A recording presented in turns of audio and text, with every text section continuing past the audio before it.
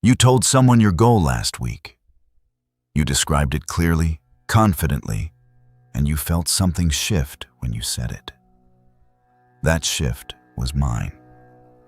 I designed the announcement to feel like progress so you would never need to make an actual cut.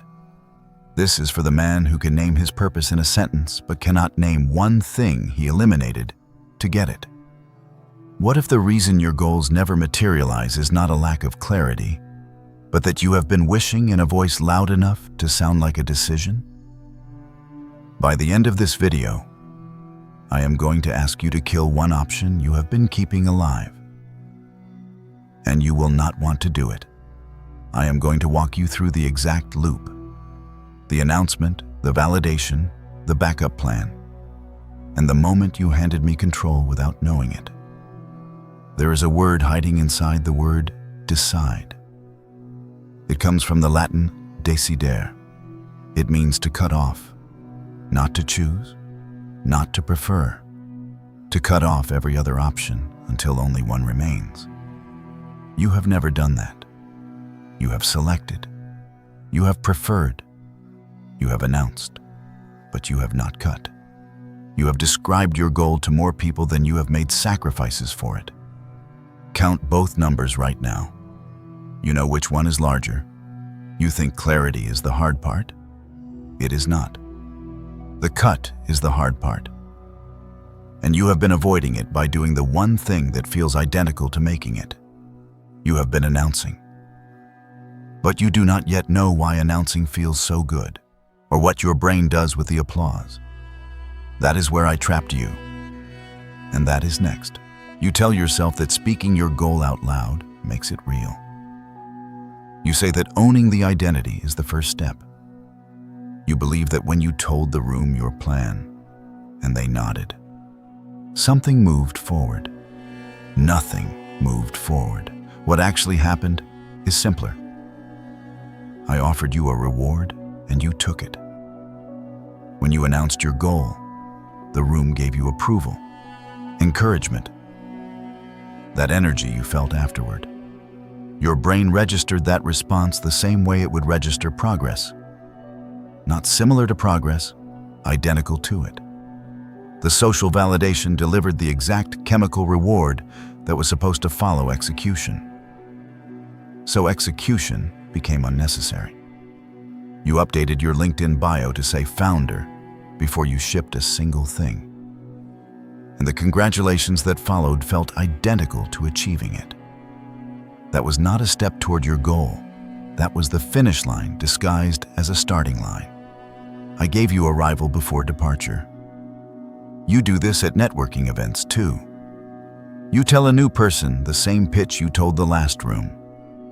Fresh audience, same announcement, same reward. The loop resets every time you find someone who has not heard it yet. You have told your goal to 12 people and collected 12 rewards for 0 cuts. You know this moment. The evening after the event, where you felt electric, connected, productive. And then the next morning, you did nothing different. That is the reward cycle completing itself. The announcement delivered what action was supposed to deliver. And because the reward already arrived, the action has no urgency. I am exposing a mechanism, not offering therapy. This is a behavioral autopsy, not a prescription. That is the applause machine. But the applause alone would not hold you forever. You added something else, something you call being responsible. And that is the lock I was waiting for. You say your side project is the priority, but you kept the day job. You say this business idea is the one, but you are still researching the other one. You call this being smart, being strategic, being responsible. I call it your exit receipt. Every alternative you preserve is proof that no decision was made. The backup plan is not a safety net. It is the wish's life support system. You cannot claim definiteness of purpose while keeping every door open behind you. A decision with a permanent escape hatch is a wish wearing a suit. You have browser tabs open on 2 business models. A comparison spreadsheet with 2 cities, 2 programs, 2 paths. You are being thorough, you tell yourself. You need all the information before you commit. But thoroughness without a deadline is not research. It is refuge.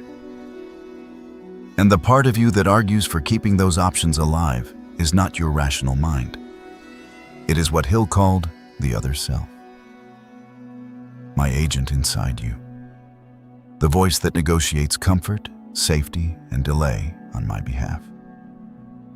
You feel it right now. That small relief when you remember the safe option is still there. That exhale when you know you have not burned anything. That relief is the wish breathing. I did not need you to fail.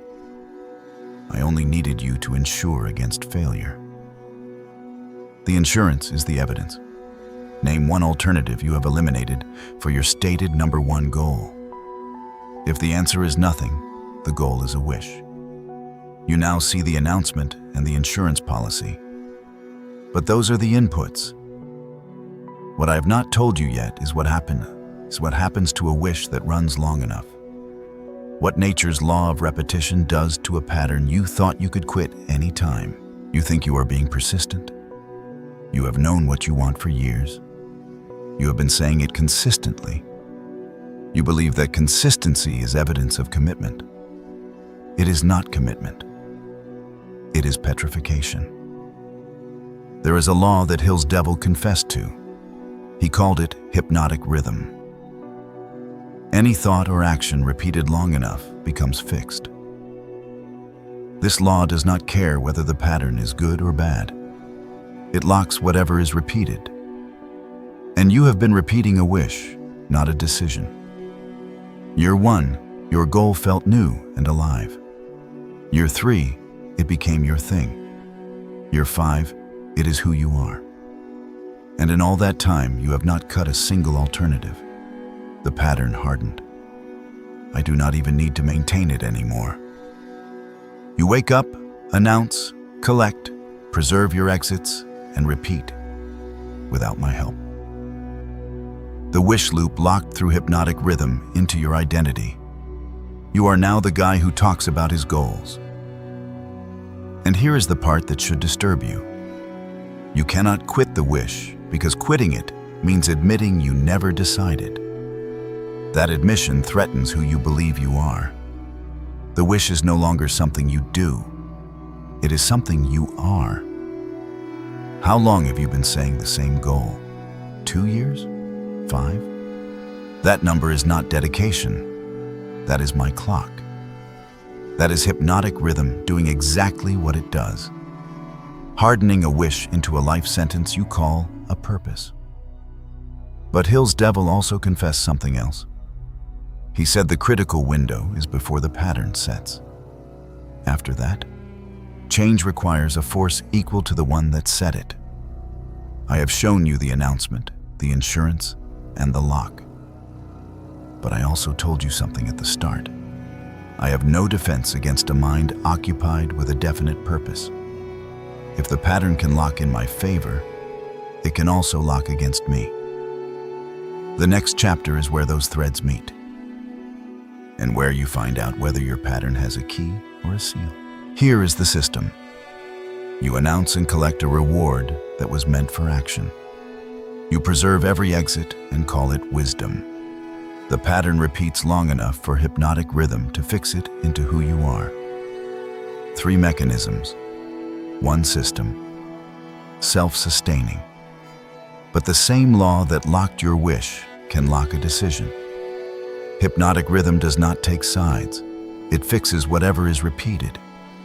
If you feed it a decision instead of a wish, it hardens that instead.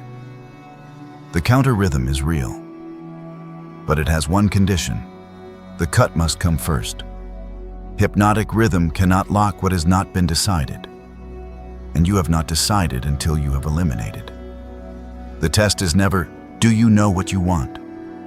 You passed that test years ago. The test is, what have you killed to get it? If the answer is nothing, the definiteness is 0. You have the clarity. You have the language. You have the announcement. You have everything except the cut. And without it, the clarity is furniture in a house I own. You almost did it once. You could feel the edge of the decision. And then the other self whispered, "Not yet. Be smart." And you stepped back. That step back is the last breath of the wish. You now have the map, the announcement, the insurance, the lock, and the antidote. What you do not have yet is the cut itself. That comes next. And your body will resist it before your mind does. Here is your dare. One cut. Today. Not a goal, not a plan, not an announcement. A cut. First, open your notes app. Write the one backup plan, side option, or exit you have been keeping alive for your stated number one goal. You already know which one it is. You thought of it while I was talking. Second, text one person, one sentence. I am closing this option. It is off the table. Not a discussion, a notification. Third, delete the note. 3 moves, 1 cut, under 3 minutes. And I already know what is happening inside you right now. A flinch, a negotiation, a voice saying, "Not that one, pick something smaller." That voice is the other self, my agent, doing exactly what it was designed to do. The flinch is the wish asking to live. The discomfort you feel when you consider this dare is not fear. It is not anxiety. It is the unfamiliar weight of irreversibility. And that weight is what definiteness actually feels like. You have never felt it before because you have never cut before. I have no weapon against the person who cuts. Not because they are strong. Not because they are brave. Because there is no gap left for me to enter. A mind occupied with a definite purpose has no room for a wish. And I cannot operate where there is no room. You have been talking long enough. The only question left is what you are willing to kill.